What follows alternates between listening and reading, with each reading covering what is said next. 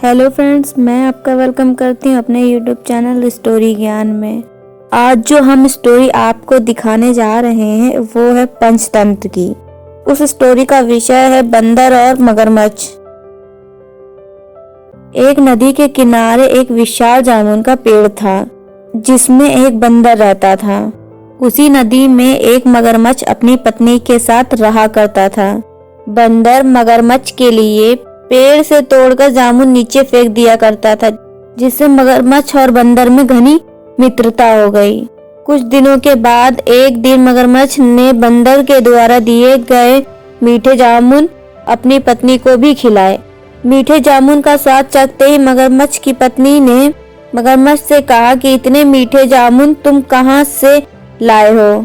तभी मगरमच्छ ने उत्तर दिया, यह जामुन उसे उसके मित्र बंदर प्रतिदिन दिया करता है। फिर मगरमच्छ की पत्नी ने कहा कि यह जामुन इतने मीठे हैं, फिर जो बंदर इन्हें हर वक्त खाता है उसका कलेजा कितना मीठा होगा। मगरमच्छ ने कहा, मैं कुछ समझा नहीं, तुम क्या कहना चाहती हो। मगरमच्छ की पत्नी ने कहा कि उसे उसके मित्र बंदर का कलेजा चाहिए। इसके बाद मगरमच्छ ने अपनी पत्नी को बहुत समझाने की कोशिश की, परंतु मगरमच्छ की पत्नी ना मानी। उसे उस बंदर के कलेजे को खाने की जिद थी, जिसके आगे मगरमच्छ की हर कोशिश बेकार थी।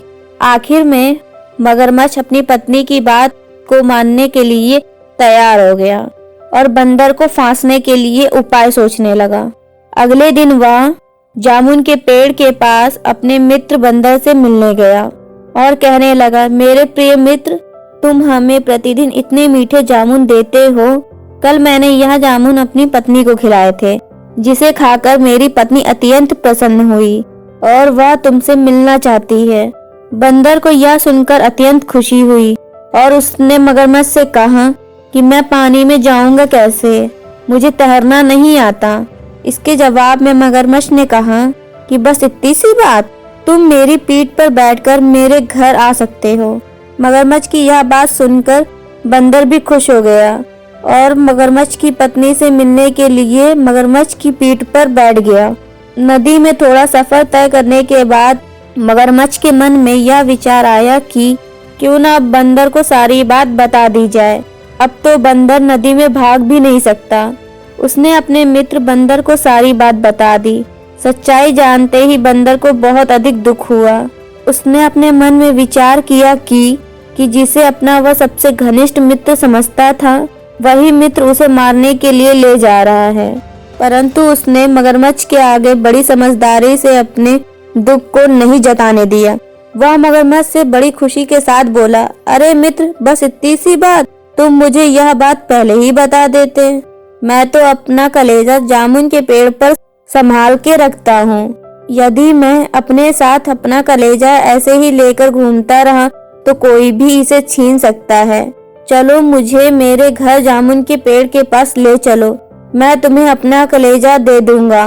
बंदर की यह बात सुनकर मगरमच्छ बहुत प्रसन्न हुआ और मगरमच्छ बंदर के घर की ओर के लिए मुड़ गया।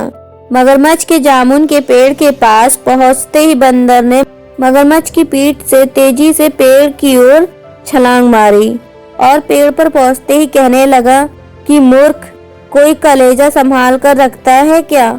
कलेजे के बिना कोई भी जीवित नहीं रह सकता। आज से हम दोनों की मित्रता यही समाप्त हुई।